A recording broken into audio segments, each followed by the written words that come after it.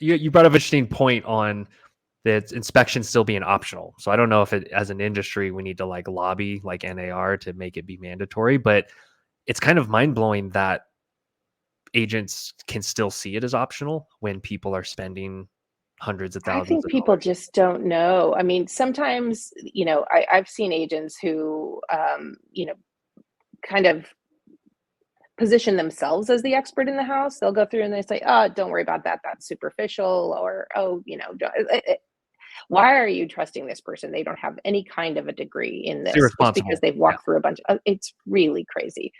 So I don't know if that's really happening. I was reading a porch survey that happened last year, and I think they surveyed like 1,000 people who had recently bought homes, and 88% of them said that they had a home inspection. So that's actually Yeah. higher than I think people had perceived. So 90%, that's not bad. I would take that.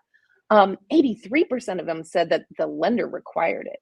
So They I was thought the I was lender surprised required it. by that. Yeah. Right. And it's not true, but this is the perception, right? Like, Yeah. oh, check a box. So it's another avenue to maybe go through. The really interesting part was that only 53% of them got their inspector from the broker. And across the US, I thought that was surprising, because I think a lot of inspectors think that their business is coming like 80-90% from these agents. So the rest was really word of mouth.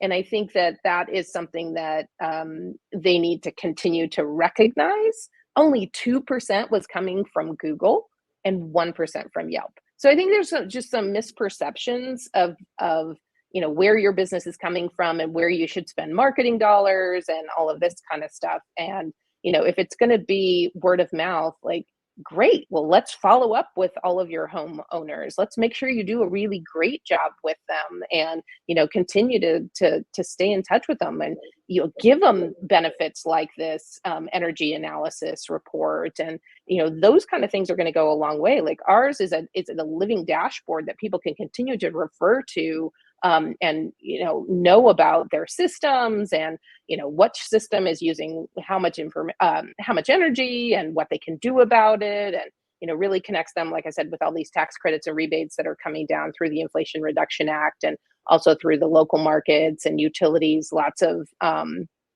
different governments. I mean, every state has got their own initiatives for how they're going to decarbonize, electrify homes, and things like this. It's just information that homeowners are not going to be able to easily access. And we provide it, and it's coming from your home inspector. Oh, yay, this is such a great way for you to continue to stay relevant with this homeowner, when 20 to 30% of them are the ones that are referring their business back to you. So Right. It all pretty ties cool. together. Let's touch on the tax credits and such, because I don't know if a lot of inspectors, agents, or home buyers listening may be aware of that. So you said every state independently creates their own kind of plans to help homes be more efficient. So like how does that all work? They do, and it totally depends on the state. Obviously, you can imagine, with different political Sure. aspirations that people have, but sometimes it's coming from the utilities themselves. I mean, utilities have an incentive. It sounds counterintuitive, but they really want to stabilize and reduce the amount of electricity people are using, in particular electricity versus, say, natural gas, because when there's these huge surges and you get brownouts and blackouts, like, they can't control the demand. So Mhm. anything that reduces the amount of drain on the system is a big deal. And residential housing uses 20% of the electricity in the US. So it's a big deal for them to say, like, how do we get you to use less?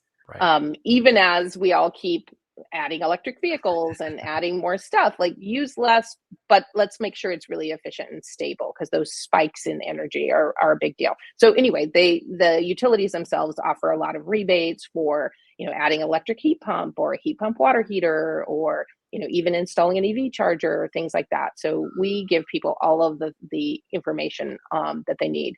But the Inflation Reduction Act that was passed in 2022, still taking forever to come through all the states, but it is federal money. In some cases, like $14,000 per household, depending on their household income level, but like low and moderate income people for sure. are getting thousands and thousands of dollars to defray the cost of adding something like a heat pump or heat pump water heater, even upgrading electrical panels. Wow. So, it's a lot of money, and the inspector ought to be the great person to be able to tell them that. Like I said, because you're often calling out when there's bad news about the systems and things like that.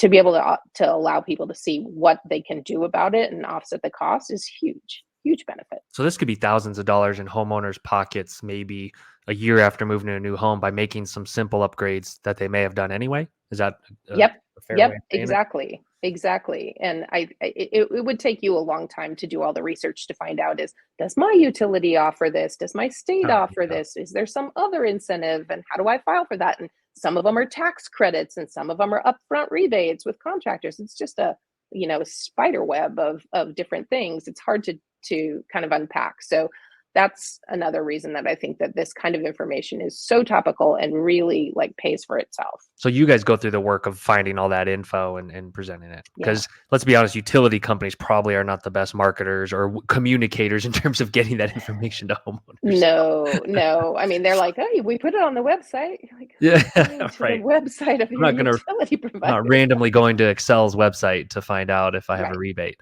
It's got to find me. Exactly.